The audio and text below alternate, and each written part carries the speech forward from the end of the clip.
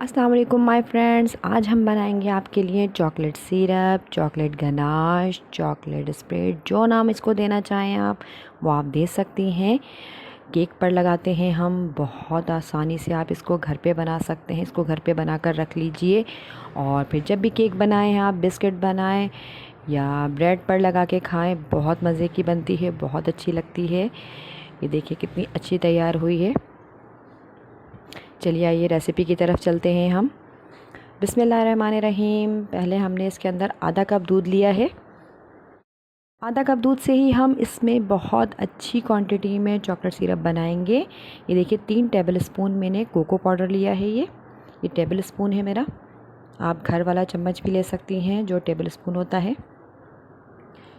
ये देखिए आधा कप शक्कर ली है, ये पिसी हुई शक्कर है और आधा कप ही मैं इसके अंदर पानी शामिल कर रही हूँ। 1 टेबल स्पून हम इसके अंदर मिल्क पाउडर शामिल करेंगे और 1.5 टेबल स्पून मैंने इसके अंदर कॉर्नफ्लावर डाला है। ये देखिए इससे बहुत अच्छा बनेगा। अच्छा, अभी तक मैंने फ्लेम ऑन नहीं किया है, इसको फ्लेम पर नहीं रखा है। ये देखिए इसको अच्छी तरीके से हैंड विस्क से इसको मिक्स कर लीजिएगा बहुत अच्छे से। अभी तक जो मेरे चैनल पर नए हैं वो प्लीज़ मुझे लाइक, शेयर और सब्सक्राइब कर लीजिए।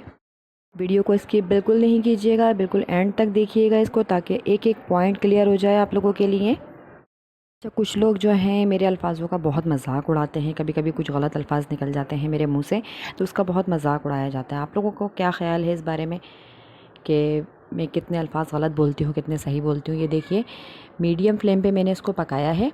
ये गाढ़ी होना शुरू हो गई है। अब हम बिल्कुल स्लो कर देंगे, बिल्कुल स्लो पे बनाइएगा वरना ये लगने लगेगा नीचे से, और चमचा मुसलसल हमें चलाना है। ये देखिए बहुत अच्छे से पक गया है हमारा ये देखिए आप इसकी कंसिस्टेंसी देख सकती हैं। स्पैचुला की मदद से इसको चलाते रहिएगा ताकि ये नीचे ना लगे। ये बिल्कुल रेडी है हमारा चॉकलेट सिरप।